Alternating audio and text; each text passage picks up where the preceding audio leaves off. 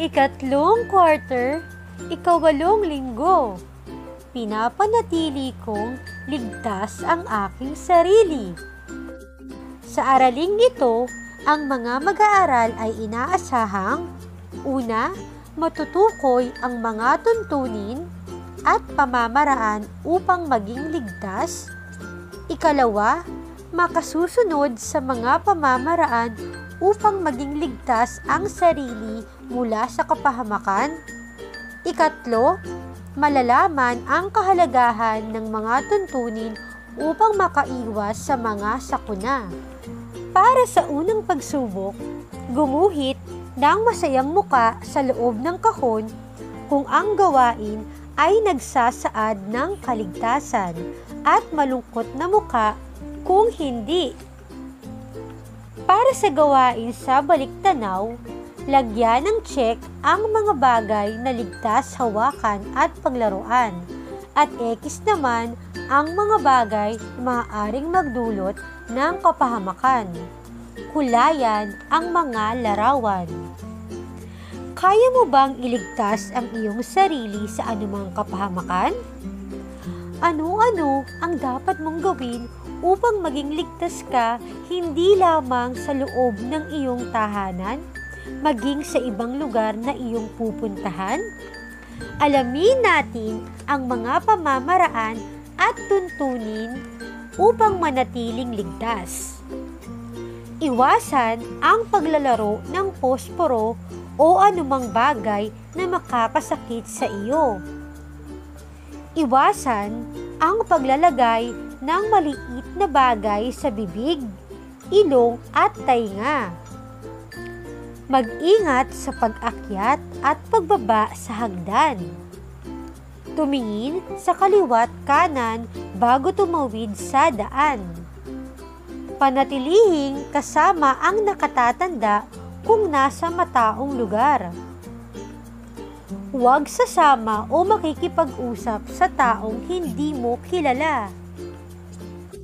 Ngayong alam mo na ang mga ito, maaari mo nang sagutan ang gawain 1. Kulayan ang mga larawan na nagpapakita ng tamang pag-akyat at pagbaba sa hagdan upang maiwasan ang sakuna.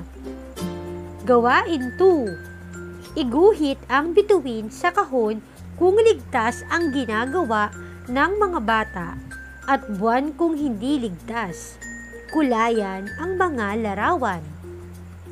Gawain 3. Isulat ang letrang D sa kahon kung dapat gawin ang nasa larawan at letrang HD kung hindi dapat gawin. Kulayan ang mga larawan. Gawain 4. Kulayan ang larawan na nagpapakita ng tamang pagtawid sa kalsada. Lagyan ng X ang hindi tamang pagtawid.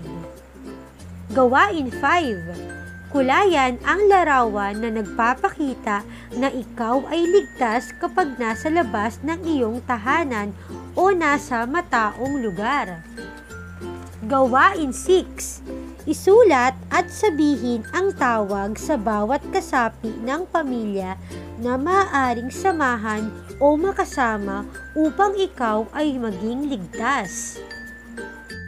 Laging tandaan, mahalaga na maging maingat sa lahat ng oras upang tayo ay maging ligtas sa anumang kapahamakan. Ugaliing sumunod sa mga tuntunin. Ngayon naman, sagutan natin ang pag-alam sa natutuhan. Kulayan ang thumbs up kung ang larawan ay nagpapakita ng ligtas na gawain at thumbs down kung hindi. Pangwakas na pagsusulit.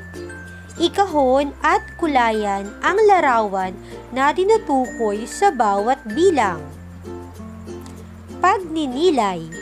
Kulayan ng kulay dilaw ang kahon na may salitang tama kung ang pangungusap ay nagpapahayag ng pagiging ligtas. At kulayan naman ang kahon na may salitang mali kung hindi. Mahusay mga bata! Tiyak akong marami kayong natutuhan ngayong araw. Kung kaya naman, binabati kita. Hanggang sa muling araw ng pagkatuto, ako si Teacher RB. Paalam!